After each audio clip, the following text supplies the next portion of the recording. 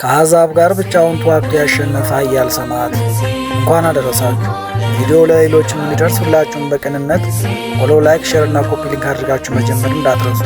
ህዳር 20 በዚች ቀን ከግብፃዊ ክርስቲያን አባቱ ዮሐንስና ከአስቸጋሪና ጣዖት አምላኪ ሶርያዊ እናቱ በሶርያ ምድር በ3ኛው መቶ ክፍለ ዘመን የተወለደ አደገ ጊዜም አባቱ ክርስትና ለማስነሳት እናቱ ደግሞ ጣዖት ቤት ለመውሰድ የተጣሉበት እናቱም የባለስልጣን ዘመድ ነበረችና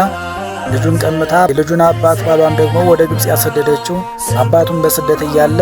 ስለ ልጁ ፈጽሞ ያለቅስና ይጸልይ የነበረ እግዚአብሔርም ልመናውን ሰምቶ ልጁ አድጎ ወጣት በሆነበት ጊዜ ማንም ሳያስገድደው በራሱ ጊዜ ቤተ ክርስቲያን ሄዶ ተምሮ ተጠመቀና ክርስቲያን የሆነ ጾምና ጸሎትን ምጽዋትን አብዝቶ ለድንግልና ተግቶ የኖረ በ20 ዓመቱ ጉልበቱ ኃያል በውበቱም ደመግቡ በጠባዩም ገራገር ተወዳጅ ነበርና የወቅቱ ነገሥታት የአንጾኪያ የጦር ሰራዊት አለቃ አድርገው የሾሙት እስከ ዛሬም ድረስ የሰራዊት አለቃ እየተባለ የሚጠራ በተሳተፈባቸው ጦርነቶች ሁሉ ተሸንፎ የማያውቅ ይልቁንም የጠላት ነገሥታት ልጆች በመማረክ የሚታወቅ አሕዛብን ብቻቸውን ፊት ለፊት ጦርነት ገጥሞ ያሸነፈ የፋርስ ሰዎችም ሀገራቸውን ለመውጋት በመጡ ጊዜ የእግዚአብሔር መልአክ ከሰማይ ወርዶ በሰጠው ሰይፍ ለወሬ ነጋሪ እንኳን ሳያስቀር ያጠፋቸውና የጨፈጨፋቸው አንድ ቀን ወደ ከተማ ሲገባ አንዲትን የክርስቲያን ልጅ የሚያመልኩት 20 ክንድ ለሆነ ዘንዶ መስዋዕትነት ሲያቀርቧት ደርሶባቸው በፈረሱ ላይ እንደተቀመጠ ዘንዶውን በጦር ወቅቶ የገደለው ከጊዜ በኋላም ስለ አባቱ ሰምቶ አባቱ ካለበት ቦታ ላይ በመሄድ አፈላልጎ ያገኘውና ደስ ያሰኘው ለተወሰነ ጊዜያት አብሮት ከኖረ በኋላ ወደ አንጾኪያ ሲመለስ ግን ክብር ይግባውና ክርስቶስ ተክዶ ጣዖት ሲመለክ ክርስቲያኖች ሲጨፈጨፉና ደማቸው ሲፈስ አብያተ ክርስቲያኖች ሲቃጠሉና በክርስቲያኖች ላይ ግፍና መከራ ሲፈጸምባቸው ተመልክቶ የሰራዊት አለቃነቱን የክብር ልብስ አውልቆ በአጭር ታጥቆ በጨካኙ ንጉሥ ዲዮቅልጥያኖስ ፊት የቆመና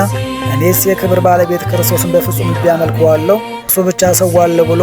በድፍረት የተናገረ ወታደሮቹም ደሙ እስከሚፈስ ድረስ የገረፉትና ብዙ ስቃይና መከራ ያበዙበት ወደ እሳትም በጣሉት ጊዜ በጸሎቱ ኃይል እሳትን ውሃ ያደረገ በመጨረሻም ክብር ይግባውና ጌታችን በታላቅ ግርማ ከሰማይ ወርዶ ወዳጄ ሆይ ስምህን የጠራውን መታሰቢያን ያደረገውን ገድልህን ወይም ዜናህን የጻፈና ያጻፈውን ያነበበና ያዳመጠውን ይህን ማድረግ ባይችል እንኳን መጽሐፈ ገድልህን ገዝቶ በቤት ውስጥ ያስቀመጠውን ሁሉ ምርልሃለሁ ብሎ የከበረ ቃል ኪዳን የገባለት በዚች ቀን ወታደሮች አንገቱን በሰይፍ ቆርጠው የክብር አክሊልን የተቀበለ ከሰማዕታት አለቃዎች ውስጥ አንዱ የስሙ ትርጓሜ የእግዚአብሔር ስጦታ ማለት የሆነ ቅዱሱ ሰማዕት ማር ቴዎድሮስ ሊቀ ሰራዊት በዚች ቀን ዓመታዊ በዓሉ ይከበራል። ቅዱስ አናንዮስም በዚች ቀን ዓመታዊ በዓሉ ይታሰባል። ቅዱስ ዮሐንስ ሐጺር፣ ቅዱስ አክሎቅ ቀሲስ፣ ቅዱስ አጼ ካሌብ ንጉሠ ኢትዮጵያ፣ አባ አሞንዮስ ዘሀገረ ቶናና እናታችን ቅድስት ሳዲስ የዋየት ደግሞ ወርኃዊ በዓላቸው ይታሰባል። ለእግዚአብሔር ክብር ምስጋና ይሁን። እኛም ቅዱሳኑን አክብረን በስማቸው ምግባር ትሩፋት ፈጽመን በረከታቸው እንድንሳተፍ አምላከ ቅዱሳን ይርዳል።